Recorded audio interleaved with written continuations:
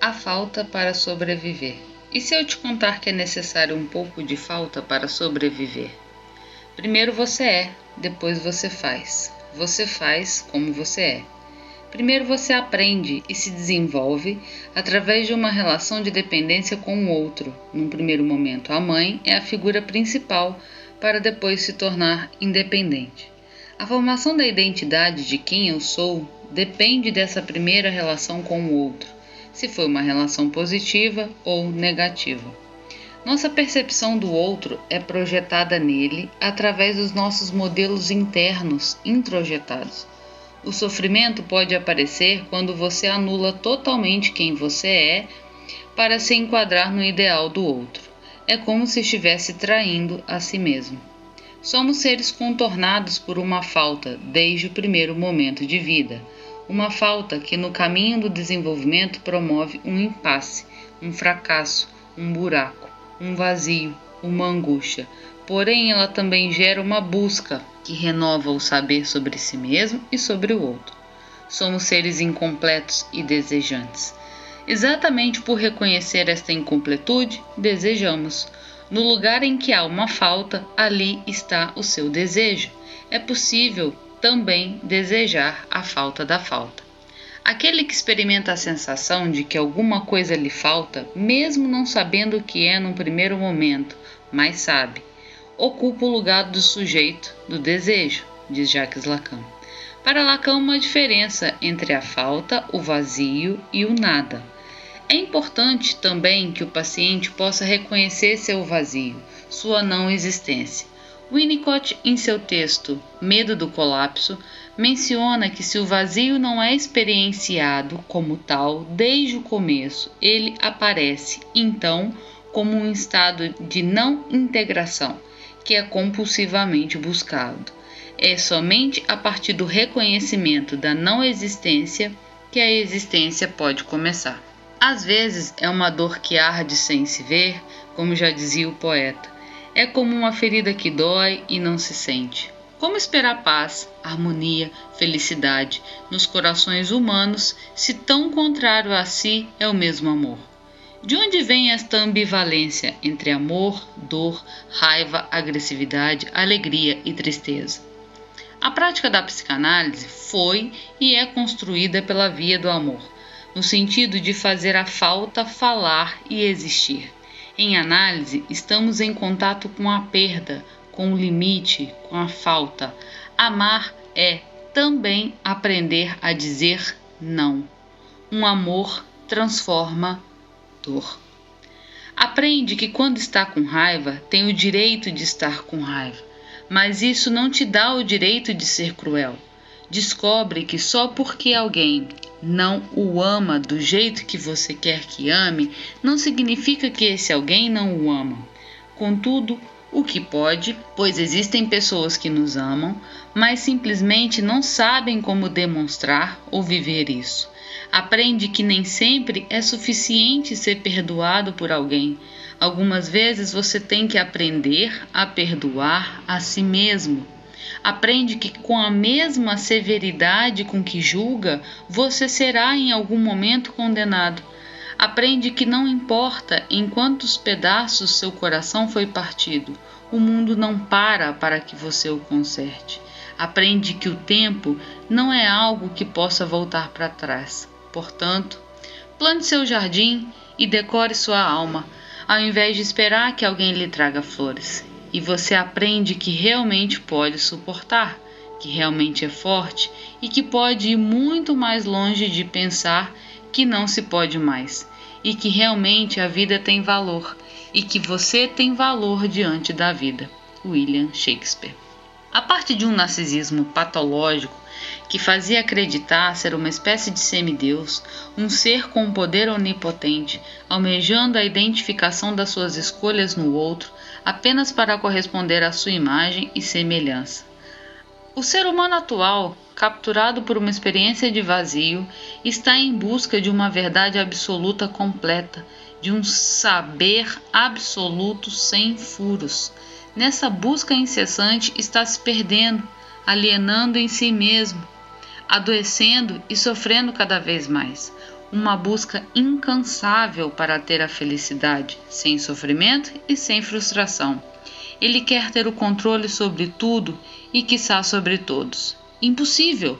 A felicidade escorre entre os dedos. Há um furo, na verdade. Temos um furo em nosso corpo, onde essa marca diz que essa verdade é não toda. Fomos gerados por alguém e precisamos do outro para nos relacionarmos e sobrevivermos. Por isso continuamos a buscar o saber. Estamos vivos. Ou não. É possível reconhecer essa falta? Isso promove estranhamento, mas esse estranho pode ser mais familiar do que imaginamos. Se nos aprisionarmos nessa verdade absoluta, há o risco de uma alienação, com a suposta impressão de deter o poder com esse saber absoluto. Será que é por acaso que em psicanálise fazemos referência ao suposto saber? Suposto porque não é absoluto. Como é difícil reconhecer que somos seres errantes, que a verdade é parcial, que o sofrimento é inerente ao ser humano e que a angústia pode gerar movimento de cuidado, assim como aceitar nossa condição de incompletude. O ser humano atual quer mais, e mais, e mais, mas não sabe o que quer. É apenas pelo ato compulsivo. A ideia e o afeto ficam deslocados e substituídos por outros objetos sem fim. Estamos num momento onde as adicções estão mais em evidência. O prazer a qualquer custo. Paga-se um preço, há um custo. Uma insaciável busca para preencher um vazio, diferente da falta, e novamente ter a sensação de completude. Momentânea, uma ilusão, o vazio continua ali. E se eu te contar que é necessário passar pela experiência da falta, sentir uma dose de vazio para poder criar e sobreviver? Quanto mais o ser humano negar as emoções interpretadas como negativas, aquelas que o senso comum julga como inapropriada e reforçam que apenas o pensamento positivo pode reinar, mais essas emoções negativas encontrarão uma forma de saída. Uma das formas de saída é através do corpo. Quanto mais negar e reprimir, mais intensa será a dor. Amor e ódio, tristeza e alegria, cura e dor são faces da mesma moeda, convivem juntas. Não dá para olhar para uma e não sentir a outra. Lidar com as frustrações. Lidar com a ausência de uma presença idealizada e não se conformar em perder o paraíso pode provocar ódio e raiva. Pode haver uma criança presa no corpo de um adulto que insiste e resiste para se manter infantilizada, uma vez que não quer perder aquilo que fora idealizado como impressão de paraíso e segurança. Ela não quer a liberdade, pois isso envolve responsabilidade. Desta forma, projeta nas suas relações a permanência deste infantil alienado por este paraíso que promove um ganho de conforto, um desprazer com a impressão de prazer. O brincar é uma das condições da formação dos recursos simbólicos do nosso psiquismo, a criatividade, a imaginação e a fantasia. Para Freud, em 1908, a criança brincando cria um mundo próprio ou rearranja as coisas do seu mundo numa forma que lhe agrada. A criança leva seu jogo a sério e investe emoção nele. Se essas crianças estão apenas como receptoras do outro, numa posição apenas passiva, sem a possibilidade de estar numa posição ativa, como ficará o desenvolvimento dos recursos simbólicos? Muitas das vezes, a criança, no brincar, através do mecanismo psíquico de deslocamento e substituição, interpreta aquela posição que fora reprimida anteriormente como seu oposto para o outro. Ah, mas isso dói. A dor também aparece como uma tentativa de cicatrização. Suportar, dar suporte. A dor pode curar. Em análise, a cura não significa que a ferida deixou de existir. Significa que ela não controla mais a sua vida e você pode lembrar dela sem sentir tanta dor. É preciso a falta, uma dose de vazio para buscar o movimento. e não ficar paralisado, congelado e alienado em si mesmo.